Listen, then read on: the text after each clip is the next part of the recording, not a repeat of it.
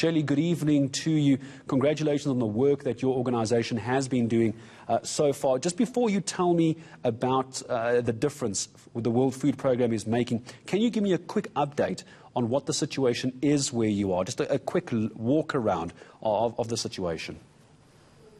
No, thanks very much. And I think what's important to be aware is that we've been tracking this since the outbreak of fighting almost a week ago now.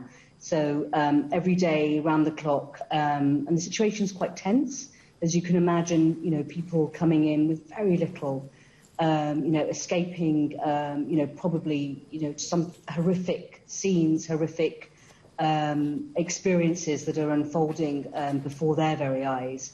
So coming to what they are looking now as sanctity, as safety, where the government has been able to set up accommodation centres, and also some families who've escaped Parma, who've been able to go into the safety and security of their own family and relatives.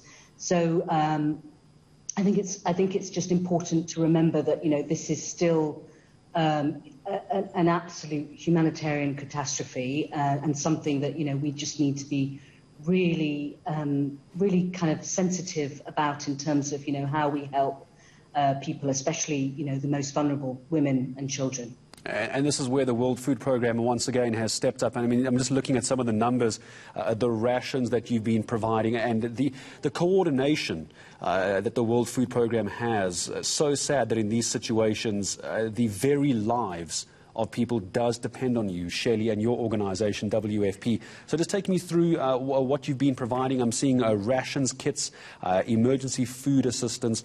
Tell me how you're keeping these people alive.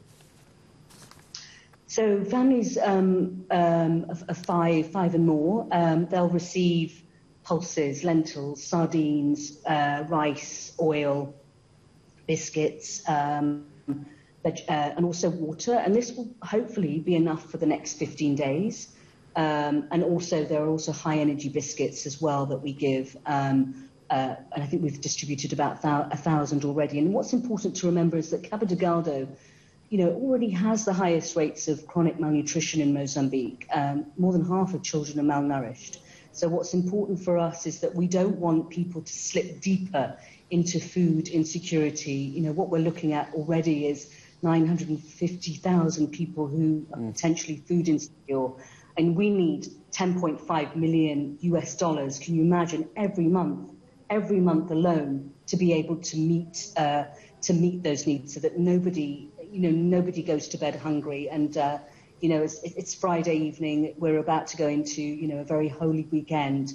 As we all sit down, we just need to remember what is happening in parts of in communities who perhaps have very little to look forward to, and very little on their plates as well. You're speaking to me from Pemba at the moment, Shelley, but the problem that you're talking about goes beyond Pemba. It goes beyond Cabo Delgado. I'm seeing areas, neighbouring districts, if you will, like Ibo Island or Ibo Island. I'm not sure if I'm saying it correctly, Mueda and Nangade.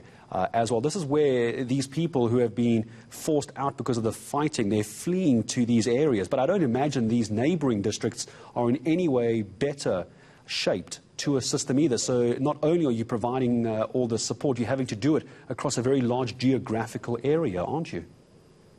That's right. And some of the districts that you've mentioned, so I'm in Pemba, which is about 400 kilometres away from Parma. A district in Mueda, which is, I think, about 200 kilometres, or between 180 and 200. We do have food there. We do work with partners on the ground. We are able to sort of, help some of the displaced people, some of the people that have been fleeing that fighting. And I wanted to just draw your attention. A colleague of mine was in one of the accommodation centres yesterday, and just horrific testimonies, some of the witness testimonies.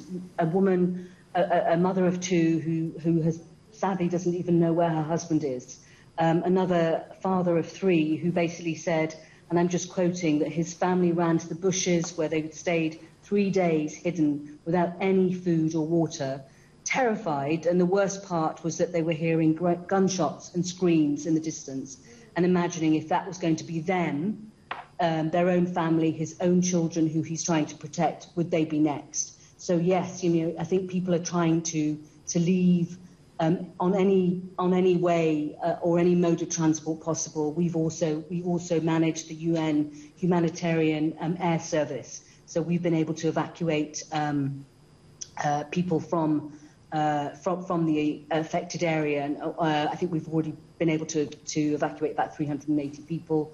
There are people arriving at the ports. There are people who, are desperately just, have just left with, whatever they could pick up and carry and the clothes on their back. Literally fleeing for their lives. There's no other way in explaining this. Shirley, I appreciate your time in speaking to us. Shirley Thackrell from the UN World Food Programme and on the northeast coast of Cabo Delgado is the area we're talking about. She's in the town of Pemba, giving us an update as well. Shirley, I appreciate that, painting the picture for us on what is happening on the ground. The World Food Programme doing incredible work, but apart from feeding, there's going to be a lot of social support which these people are going to need